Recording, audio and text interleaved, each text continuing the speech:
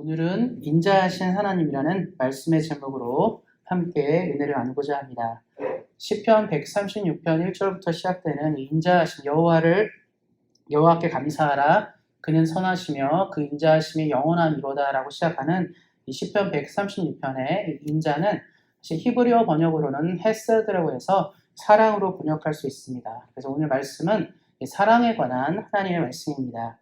인간이 추구하는 여러 가지 귀한 가치 중에 으뜸은 사랑입니다. 왜냐하면 사람은 관계를 이뤄가며 살아가는 동물이기 때문에 우리가 태어날 때부터 가족과 함께 관계를 이뤄가고 또 학교를 다니고 공동체를 만나고 수많은 관계를 이뤄갑니다. 그 관계 속에서 가장 빛나는 것은 사랑입니다.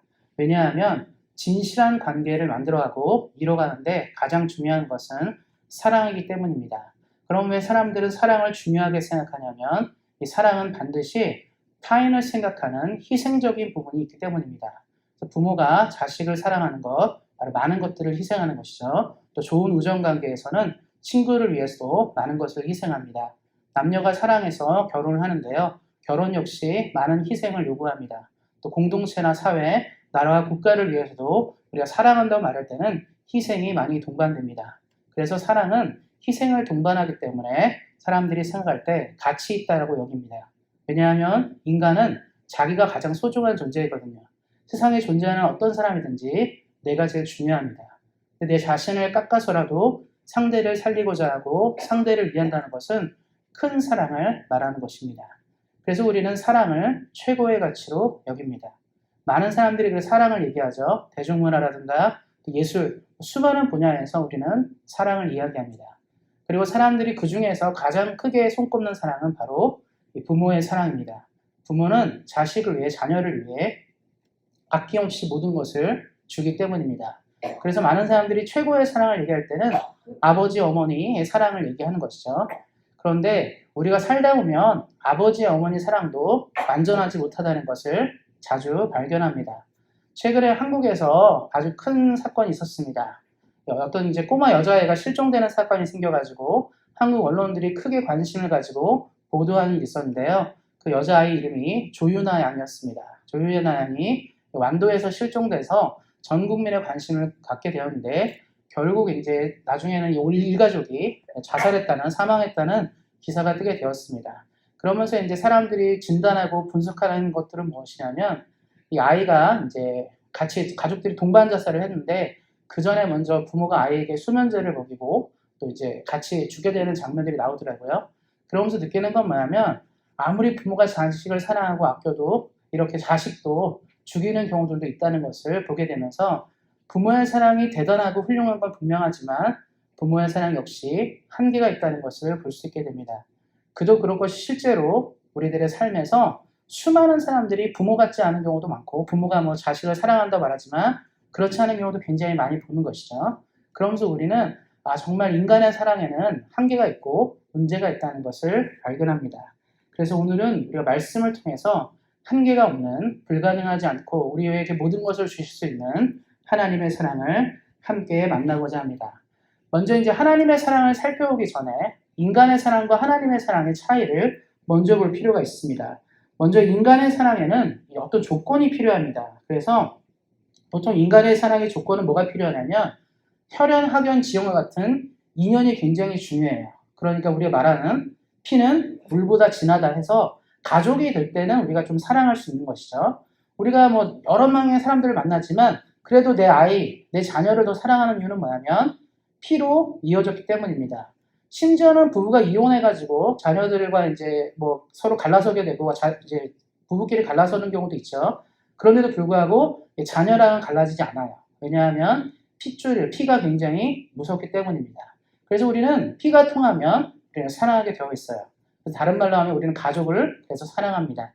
학연이라고 얘기하는데요. 보통 우리가 같은 출신이죠. 같은 학교, 같은 어떤 같이 공부했다 이런 것들에 의미를 두고 조금 더 생각하고 이해하는 경우들이 있습니다. 그것도 일종의 사랑이라 볼 수 있겠죠. 이왕이면 같은 출신의 사람들을 쓰고 싶은 겁니다. 지연이라고 말하는데 지역도 마찬가지죠. 우리가 같은 고향이라고 말하면 마음에 왠지 좀 호감이 생기잖아요. 나랑 같은 동네에서 같은 곳에 자랐다는 느낌 때문에 뭔가 통하는 것이 생깁니다. 거기에서도 우리는 사랑을 느낍니다. 사람은 그래서 어떤 이런 인연이 굉장히 중요해요. 나랑 맺어진 인연 때문에 사랑하게 되는 것입니다. 아무것도 없이 사랑하지 않습니다. 사랑은 조건이 필요해요. 누군가를 사랑하고 포용할 때는 이유가 있다는 거죠. 보통 그것을 우리는 인연이라 얘기합니다. 어떤 인연이 닿을 때는 우리가 사랑할 수 있게 되는 것이죠. 그리고 또 어떤 것들이 있냐면 조건이 또 하나는 뭐냐면 능력과 같은 것이에요. 남자가 여자를 사랑하고 여자가 남자를 사랑할 때 뭘 보죠? 매력을 봐요. 우리가 볼 때 그렇죠. 저 사람이랑 이 사람이 안 어울리는 것 같은데 어떻게 저렇게 결혼해 살까 하면 딱 보면 딱 한 가지가 있죠. 뭔가 매력이 있는 거예요. 상대를 끌어당기는 힘이죠. 매력은 굉장히 중요합니다. 매력이 있을 때 사랑하는 것이죠. 젊은 사람들이 뭐 연예인에 열광하거나 유명한 사람들, 뭐 운동선수 열광하는 이유는 뭐죠? 매력이 있어서 그래요. 매력이 있기 때문에 사랑하는 것이고 좋아하는 것입니다. 뭐 대부분의 사람들이 그렇죠. 내가 좋아하고 사랑할 때는 그것의 매력을 느끼기 때문입니다. 또 많은 사람들은 이제 능력, 학력 같은 거죠. 공부를 잘하고 뛰어나고 대단한 것, 이런 것에도 매력을 느끼고 능력을 이제 느끼고 거기에 또 사랑을 갖게 돼요. 그래서 우리가 지도자를 뽑거나 어떤 것을 선정할 때 뭘 보죠? 한국 사람들은 좀 학력이 높아야 되고 뭔가 뛰어난 인물을 좋아하지 않습니까? 우리가 누가 대통령이 되거나 위대한 사람이 된다 할 때는 그 사람의 출신 조건들을 보는 거죠. 그 중에 좀 학력도 많이 보는 것 같아요. 한국은 특별히 그래서 뭐 서울대를 나와야 된다든가 명문대를 나와야 된다. 이런 것들에 관해서도 우리는 사랑을 하게 됩니다. 또 하나는 이제 재력이죠. 돈이 많은 사람들은 사람이 꼬이게 돼 있어요. 내가 돈이 많으면 많은 사람들이 나를 좋아하고 사랑해 줍니다. 사람들의 사랑을 공통적으로 보면 뭐냐면 조건이 필요해요. 그래서 우리는 누구를 사랑할 때 첫 번째 질문이 있습니다. 이 사람이 사랑받을 만한가? 이 존재가 사랑할 만한가에 대해서 먼저 생각한다는 거예요. 그래서 혈연도 따지고 학연도 따지고 지연도 따지고 매력, 학력, 재력 뭐 이런 모든 것을 통틀어서 뭔가를 발견할 때 우리는 사랑합니다. 인간은 그래서 사랑에 조건이 굉장히 필요해요. 우리는 그냥 사랑하지 않습니다. 그냥 뭐 보면서 나 너무 사랑스러워 이러지 않아요. 인간은 기본적으로 뭐가 있어야 됩니다. 만약에 뭐가 없어도 사랑한다. 대단한 사람이겠죠. 대부분 그렇지 않습니다. 우리가 만나는 모든 관계와 경험들은 그 사람이랑 나랑 뭔가 연관이 있기 때문입니다. 근데 이에 반해서 하나님의 사랑은 조건을 가지고 있지 않습니다. 성경을 보면 여러 가지 것들이 나오는데요. 먼저 말씀 한 구절 보겠습니다. 요한복음 1장 12절 13절 말씀 우리 같이 한번 보도록 하겠습니다. 영접하는 자 곧 그 이름을 믿는 자들에게는 하나님의 자녀가 되는 권세를 주셨으니 이는 혈통으로나 육정으로나 사람의 뜻으로 나지 아니하고 오직 하나님께로부터 난 자들이니라. 제가 처음에 말씀드렸을 때 인간이 갖고 있는 최고의 사랑은 부모의 사랑이에요. 부모와 자녀 관계가 됐을 때 우리는 가장 큰 사랑의 틀을 형성하게 됩니다. 하나님과 우리가 사랑의 틀을 형성하는 것은 하나님과 우리가 자녀와 부모 관계가 되었기 때문인데요. 말씀이 참 재밌는 건 뭐냐면 인간의 인연에 연결되지 않고 성경은 이렇게 얘기하고 있습니다. 혈통으로나 육정으로나 요한복음 말씀에 사람의 뜻으로 나지 아니하였다. 그러니까 하나님이 어떤 사람을 사랑하거나 이런 조건을 만들 때는 인간처럼 어떤 혈연이라든가 뭐 인연 이런 것에 연결되지 않고 하나님의 뜻과 연결되어 있다라고 얘기하고 있습니다. 그러니까 하나님은 출신 성분을 보지 않는 것이죠. 그래서 어떻습니까? 우리 기독교를 생각할 때 백인들만 믿습니까? 그렇지 않죠. 동양인만 믿습니까? 그렇지 않습니다. 흑인들만 믿습니까? 그렇지 않아요. 전 세계 모든 인종들과 모든 문화권을 가진 사람들이 예수를 믿습니다. 출신 성분도 다르고요. 언어와 풍습과 문화도 다릅니다. 먹는 것도 다르고요. 생활하는 것도 매우 다릅니다. 경제적인 능력과 차이도 많이 다르고요. 세계 모든 나라 사람들은 다 달라요. 그럼에도 불구하고 크리스천이 됩니다. 그것은 그 사람들의 출신 성분, 혈연, 인연, 지연 이런 것을 떠나서 하나님과 관계가 있다고 얘기하는 것이죠. 그래서 하나님은 사람을 사랑하실 때 인간과의 이런 인연들, 인간이 말하는 우리가 말하는 혈통이라든가 이런 인연들과 관계가 없습니다. 그럼 하나님은 어떻게 그러면 사람을 사랑하냐면 그 다음 말씀도 하나 보겠습니다. 베드로전서 2장 9절 상반절 말씀인데요. 여기만 같이 한번 보도록 하겠습니다. 그러나 너희는 택하신 족속이요 왕같은 제사장들이요 거룩한 나라요 그의 소유가 된 백성이니. 성경은 그래서 하나님이 인간을 선택하고 택하는 이 과정을 통해서 사랑한다라고 얘기하고 있습니다. 그러니까 우리 인간은 사랑할 때 어떤 조건을 보죠. 이 사람이 어떠한지를 보는데 하나님은 그렇게 하지 않고 말씀에 나온 것처럼 택하셨느냐 택하지 않았냐로 그 사랑이 결정됩니다. 그래서 성경에서 이 경우를 가장 잘 든 예가 뭐냐면 이삭의 두 아들, 쌍둥이 두 아들 에서와 야곱으로 둘 수 있습니다. 어떻습니까? 쌍둥이로 태어났다는 것은 뱃속에서 같은 뱃에서 태어난 거예요. 둘이 차이는 아무것도 없습니다. 심지어 성경의 기록을 보면 에서는 리더십이 뛰어난 사람이었어요. 성경에 보면 에서는 이제 사냥꾼이라 나오는데 들의 사람이에요. 들에서 자랐습니다. 강한 남성성을 가지고 있었고 사람들을 지휘할 수 있는 리더십이 탁월한 인물이었습니다. 누가 봐도 큰아들이고 누가 봐도 가문을 이끌 만한 제목이었습니다. 그런데 이에 비해서 야곱은 당시 시대는 들에서 남자가 강건하고 건장하고 이게 굉장히 중요한데 굉장히 왜소하고 어떤 좀 차분하고 여성적인 성격이었어요. 그러니까 형이 굉장히 몸에 털이 많을 정도로 야성적이었는데 야곱은 그렇지 않았습니다. 야곱은 들에서 자란 게 아니라 엄마 옆에서 부엌 일도 도와주고 집안일을 돌보며 살았어요. 어떻습니까? 요즘 시대에 이제 뭐 남자들이 가끔 뭐 전업주부가 된다 이런 얘기도 나오긴 하지만 이건 요즘 시대 얘기죠. 우리 불과 뭐 몇십 년 전만 해도 남자가 집에서 살림한다 하면 이상하게 생각했어요. 그런데 1000년 전에 남자가 집에서 살림한다 생각해 보세요. 얼마나 하찮습니까? 누가 봐도 인정받기 어려운 거예요.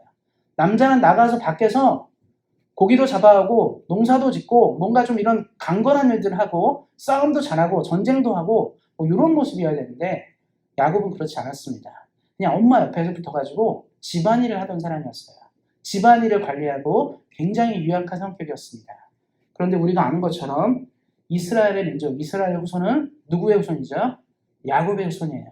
하나님은 야곱을 선택했습니다. 로마서에서 이 내용들이 좀 많이 나오는데요.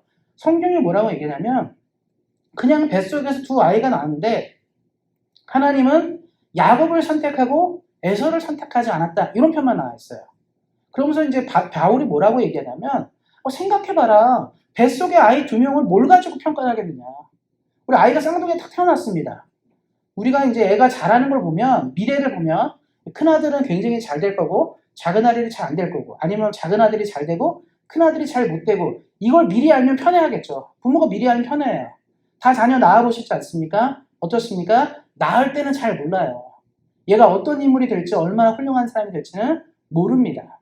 그런데 키워보다 보면서 솔직한 심정으로 더 마음에 가는 자식이 있습니다. 없지 않아요.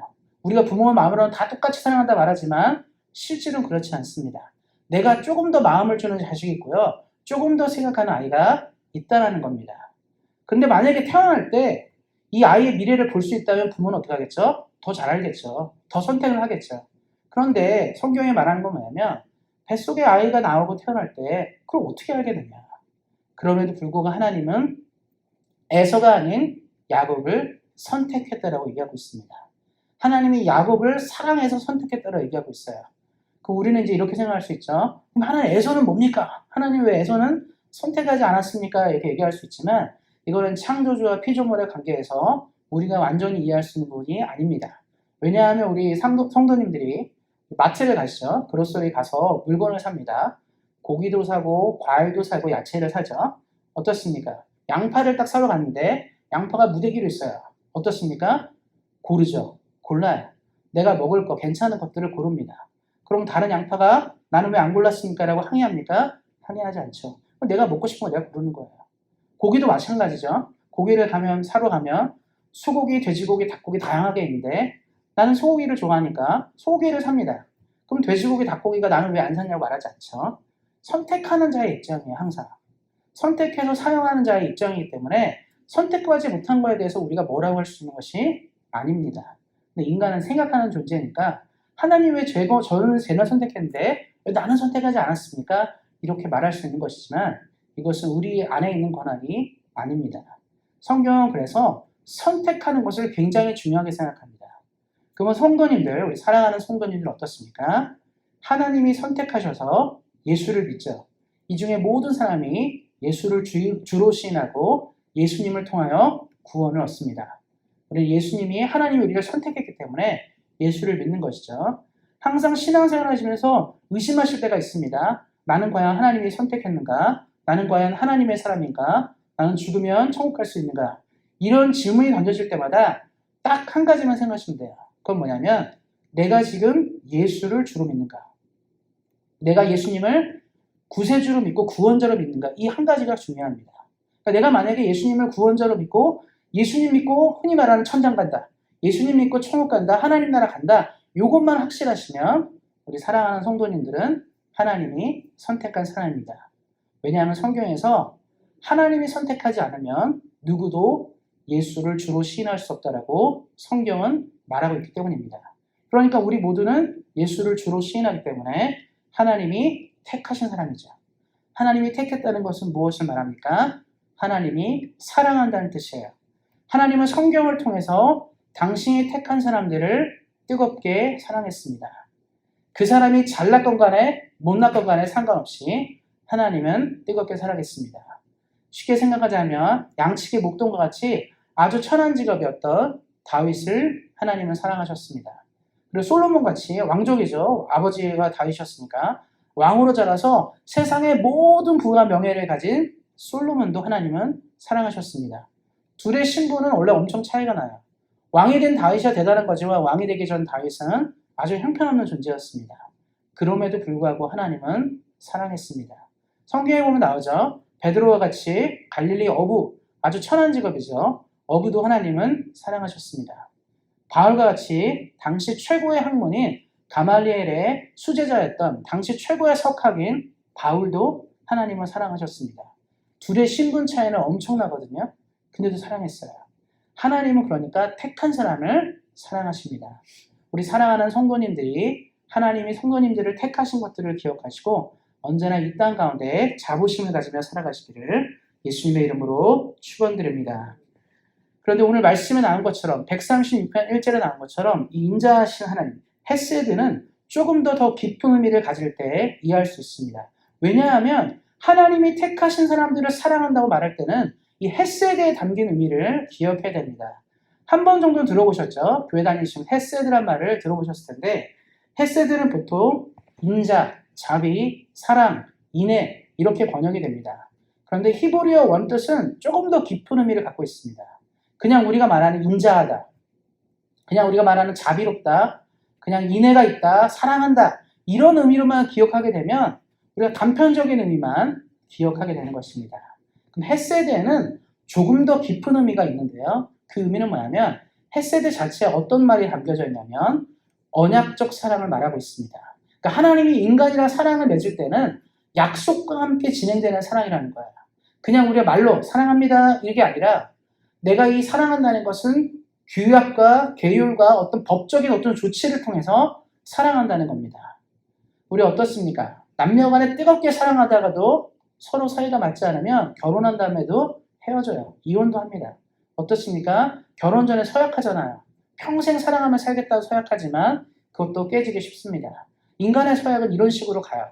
근데 하나님이 맺는 이 언약은 그것과 다릅니다. 절대로 깨어지지 않는 것이죠. 민수기 23장 19절에 이것들을 얘기하고 있습니다. 그래서 헤세드를 먼저 이야기할 때 하나님이 어떤 분인지를 봐야 됩니다. 민수기 23장 19절 말씀입니다. 같이 한번 보도록 하겠습니다. 하나님은 사람이 아니시니 거짓말을 하지 않으시고 인생이 아니시니 후회가 없으시도다. 어찌 그 말씀하신 바를 행하지 아니하시며 하신 말씀을 실행하지 않으시랴. 하나님은 사람이 아니기 때문에 거짓말을 하지 않는다라고 얘기합니다. 인생이 아니기 때문에 후회가 없다고 말하면서 그 말씀하신 바를 행하지 않고 실행하지 않은 분이 아니라고 있는 것이죠. 다른 말로 하면 하나님이 우리를 사랑한다라고 말할 때는 반드시 지키겠다는 뜻이에요. 내가 이 약속을 지킬 것이고 실현하지 않는 분이라고 얘기하고 있습니다. 대표적인 예로 성경을 읽다 보면 하나님이 아브라함을 만납니다. 그리고 하나님이 아브라함한테 얘기를 해요. 내가 너를 큰 민족을 만들 것이고 내가 너를 통해 복을 줄 것이라 얘기합니다. 그리고 하나님이 말하는 게 뭐냐면 아브라함아 내가 너를 사랑한다 말씀하시는 거예요. 언약을 맺습니다. 근데 언약을 맺으면서 하나님 아브라함이를 아주 좋아했죠. 근데 어떻습니까? 그 다음에 이삭도 태어나고 그 다음에 계속 후손들이 태어나잖아요. 어떻습니까? 아브라함의 가문의 후손들이 대대손손 훌륭한 인물만 나왔습니까? 그렇지 않죠. 중간중간에 아주 악한 자도 나왔고 문제가 많은 사람들도 등장했습니다. 그러니까 아브라함을 하나님이 만나서 복을 준다고 말하고 후손에게 복을 준다고 말했지만 그 후손 중에는 복받을 일을 하지 않은 사람도 굉장히 많이 있습니다. 왜냐하면 성경의 많은 이야기들이 이스라엘 민족 아닙니까? 이스라엘 민족들이 망한 얘기도 많이 나오고 멸망한 얘기도 많이 나와요. 다 아브라함의 후손인들인데요. 여전히 그런 것들을 우리가 만날 수 있잖아요. 근데도 불구하고 하나님은 뭐라고 약속하셨냐면 아브라함에게 구원을 약속하셨죠. 그리고 하나님은 그 약속을 실행하시는 겁니다. 그래서 수많은 고초와 고난을 겪어가면서 하나님은 지금도 하나님의 백성들을 선택하고 사랑하는 거죠. 성경에 보면 이런 말이 있습니다. 바울이 로마서를 쓰면서 이런 말을 해요. 당시 사람들이 유대인에게 복음을 전하는 것과 또 유대인이 아닌 이방인에게 복음을 전한 것 때문에 초창기 기독교는 갈등이 있었습니다. 지금이야 예수를 뭐 백인이 믿든 흑인이 믿든 동양인이 믿든 상관없잖아요. 근데 이 당시에는요, 유대인들이 이방인에게 복음을 전하는 것에 대해서는 고민이 좀 있었어요. 그건 뭐냐면 이방인들은 아브라함의 후손이 아니라서요. 아브라함의 후손만 하나님이 선택했는데 우리가 만약에 복음을 그리스 사람이라든가 이집트인 아니면 저 페르시아 사람 이런 사람에게 복음을 전하게 되면 하나님의 뜻과 맞지 않다고 생각해서 갈등이 좀 있었습니다. 그래서 처음에 기독교인들은 잘 아는 것처럼 예루살렘이나 유대를 넘어서지 않았어요. 복음은 항상 거기만 있었습니다. 나중에 이제 대박해가 시작되면서 이 기독교인들이 흩어지면서 복음이 전파되는데 그 전까지는 그러지 않았습니다. 그런데 이제 바울이 이방인에게 선교를 하기 시작했죠. 터키 사람부터 해서 그리스 사람 이렇게 전도하기 시작했습니다.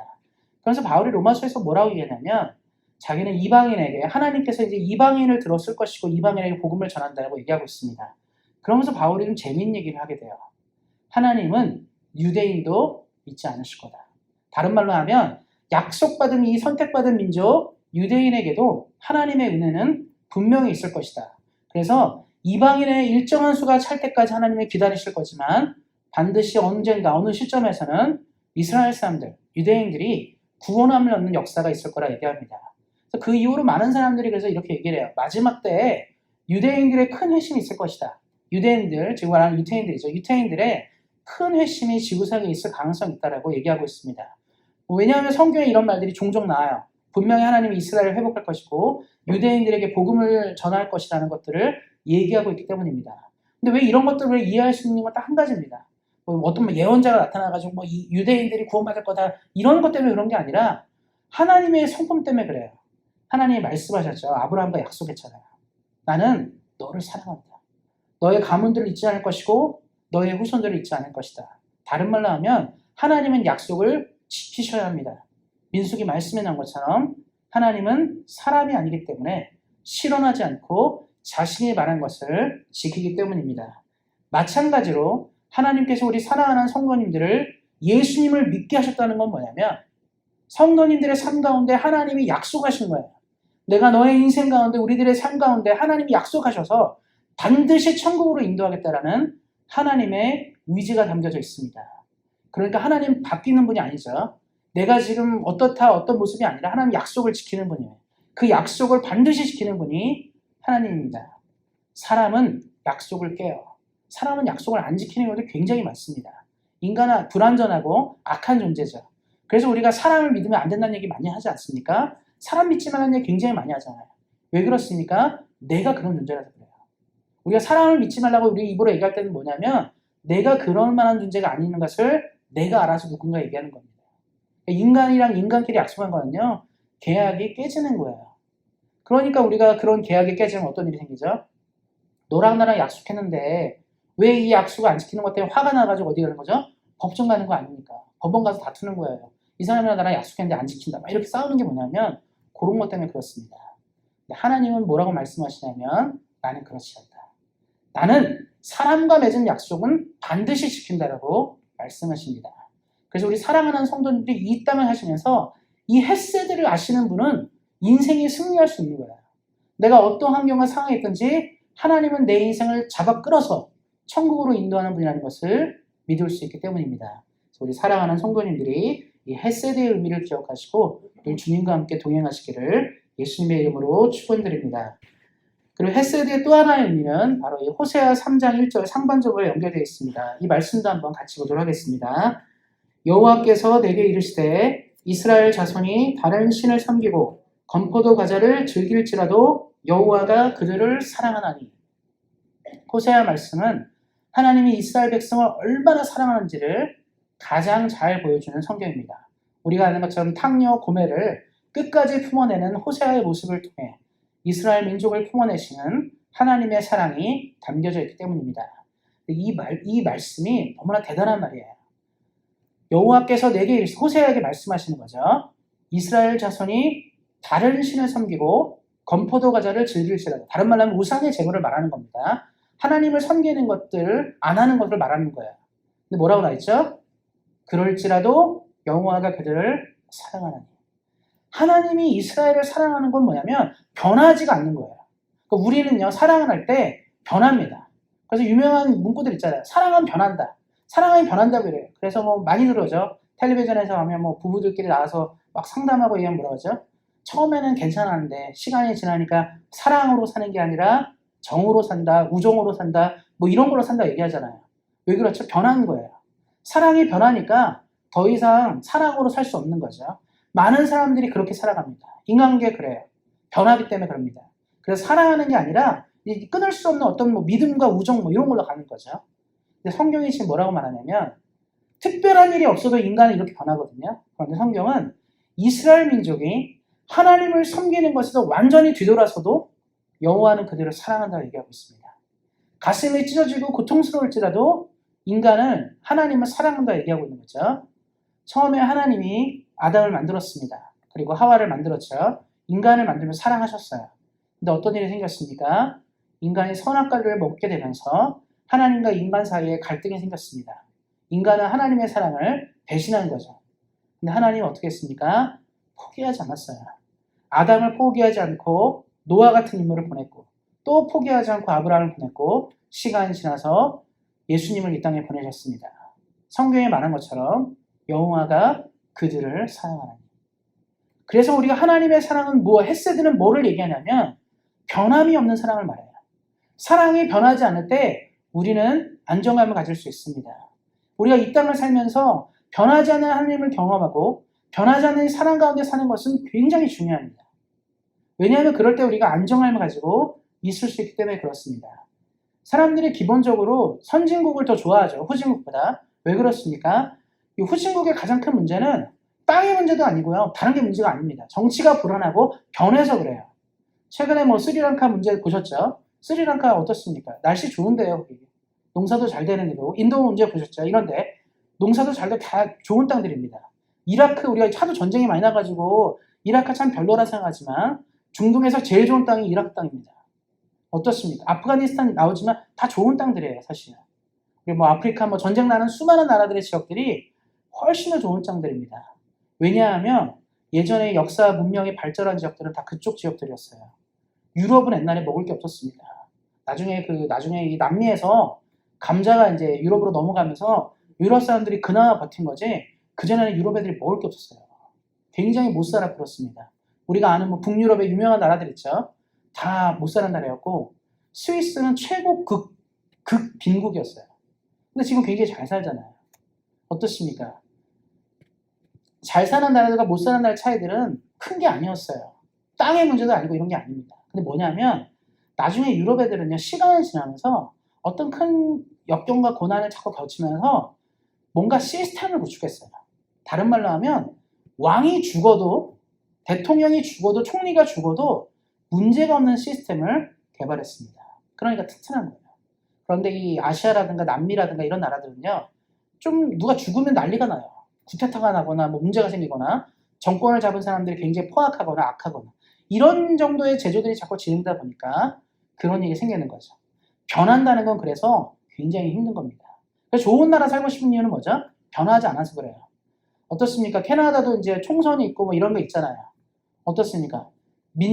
자유당이 되면 엄청 나라가 괜찮아지고, 보수당이 되면 망하고, 신민당이 되면 이런 생각 안 하죠. 기본적으로 우리는 어느 정도까지는 유지된다고 생각해요. 근데 어떤 나라들은요, 누가 뭘 정권을 어떻게 잡냐에 따라서 나라가 크게 달라집니다. 그 왜 그렇죠? 변화되는 뭐가 있다는 거예요. 인간은 그래서 안정감 있는 걸 좋아하고 변하지 않는 것을 좋아합니다. 그런데 인간이 만든 모든 것들은 변해요.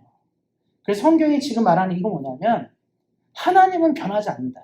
심지어는 너희가 악한 길로 갈지라도 하나님의 사랑은 변함이 없다를 말해주는 겁니다. 그러니까 성경이 이걸 강조하는 건 뭐냐면 언제든지 돌아오라는 뜻이에요. 하나님은 언제나 그 자리에 있으니까 돌아오라. 우리 누가복음 기억하시죠? 탕자가 나가서 그냥 돈 다 쓰고 오고 흥청망청 난리 쳤습니다. 어떻습니까? 나중에 탕자가 그러죠.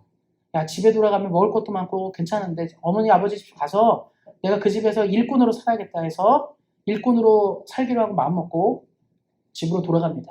근데 거기 누가 있었죠? 아들이 나간 날부터 날마다 아들을 기다리는 아버지가 변함없이 그 자리에 있었어요. 성경이 뭐라고 말하냐면 이것이 사랑이다. 포기하지 않는다는 거예요. 하나님 우리 사랑하는 성도님들을 절대로 포기하지 않습니다.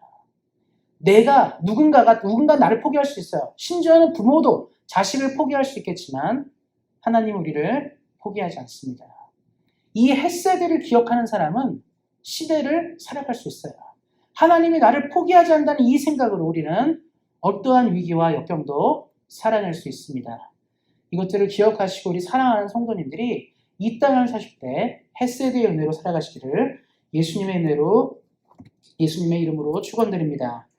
그런데 헤세드는 받는 데서 멈추는 게 아니에요. 이스라엘 사람들이 왜 그럼 결국 추락한 이유는 뭐냐면 우리는 자꾸 사랑을 받는 데서만 멈춥니다. 그래서 받았어요. 충분히 받았는데 성경은 뭐라고 말하냐면 받은 것을 흘려줘야 한다고 얘기해요. 예수님이 나를 사랑했다. 여기서 끝나면 안 된다는 거예요. 그 사랑이 흘러갈 수 있어야 됩니다. 예수님이 이 땅에 오셔가지고 제일 많이 말한 건 뭐냐면 하나님이 너를 사랑했다면 너도 누군가를 사랑해야 된다. 하나님을 사랑하는 사람, 이웃을 사랑해 이런 일을 굉장히 많이 하시거든요. 우리가 하나님의 사랑, 똑같은 사랑을 흘려낼 수 있어야 됩니다. 이 헤세드를 흘려낼 수 있어야 되는데 문제는 뭐냐면 인간은 헤세드를 흘려낼 수 있는 자질이 안 돼요. 우리가 변함이 많고 문제가 많고 부족하기 때문에 우리는 이 헤세드를 흘려낼 수 없습니다. 그러면 하나님이 하나님의 마음으로 사랑하러 말하는데 그럼 어떻게 하겠습니까? 방법이 몇 가지가 있는데 이걸 말씀드리고 말씀을 마치고자 합니다. 인간의 사랑으로는 사람을 완전히 사랑할 수 없지만 예수님의 사랑으로는 사랑할 수 있습니다.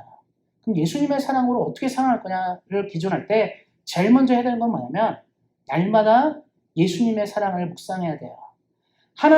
예수님이 우리를 이 땅에 모시고 십자가에 못 박아 돌아가시고 우리를 향해 흘렸던 그 보혈을 날마다 생각해야 됩니다. 우리는 인간관계 하면서요 이렇게 올라올 때가 있어요.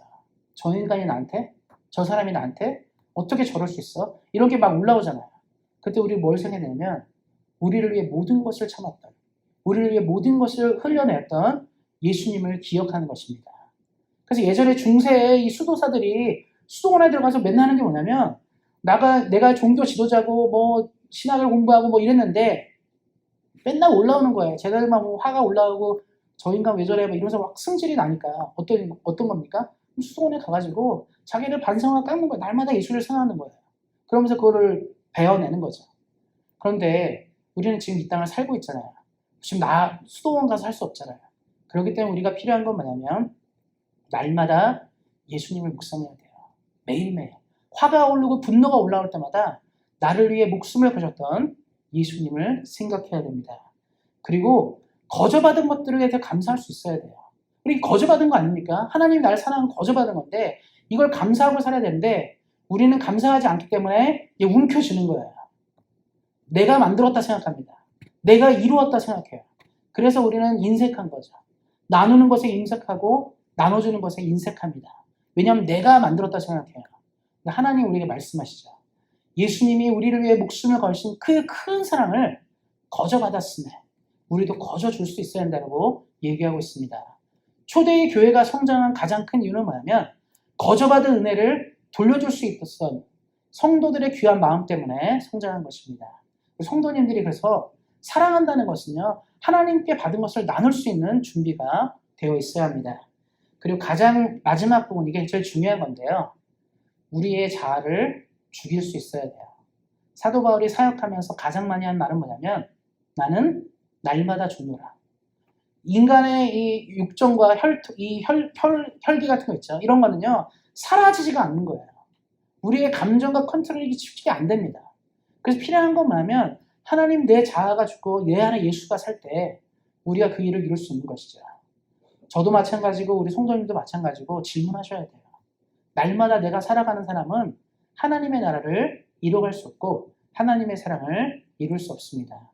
자신을 죽이는 연습들이 필요한 건데 내 자아를 죽이기 위해서 가장 필요한 것은 그래서 오늘도 가장 필요한 성령의 은혜를 만나는 것이고 성령님을 통하여 예수님이 나를 위해 돌아가신 사실이 정말 크게 와야 돼요. 제가 주변에 수많은 사람들을 만나서 간증적으로 얘기하다 보면 정말로 하나님의 은혜를 만난 사람은 다르더라고요. 그 사랑을 가진 사람은 정말 다르더라고요. 그냥 말로만 예수님이 나를 위해 돌아가셨어 이런 게 아니라 예수님이 나를 위해 십자가에 달려가고 돌아가신 그 사실이 삶을 흔드는 사람이 바로 인자하신 하나님, 인애하신 하나님, 헤세드의 하나님을 삶으로 실현하는 것입니다. 우리 사랑하는 성도님들이 이 땅을 살아가실 때 꼭 기억하셨으면 좋겠습니다. 하나님의 이 헤세드를 경험하고 헤세드를 나누는 사람만이 하나님이 기뻐하는 사람으로 이 땅을 온전히 살아갈 수 있습니다. 우리 사랑하는 성도님들이 이를 기억하시고 날마다 주님과 함께 아름다운 것들을 이뤄가시기를 예수님의 이름으로 축원드립니다.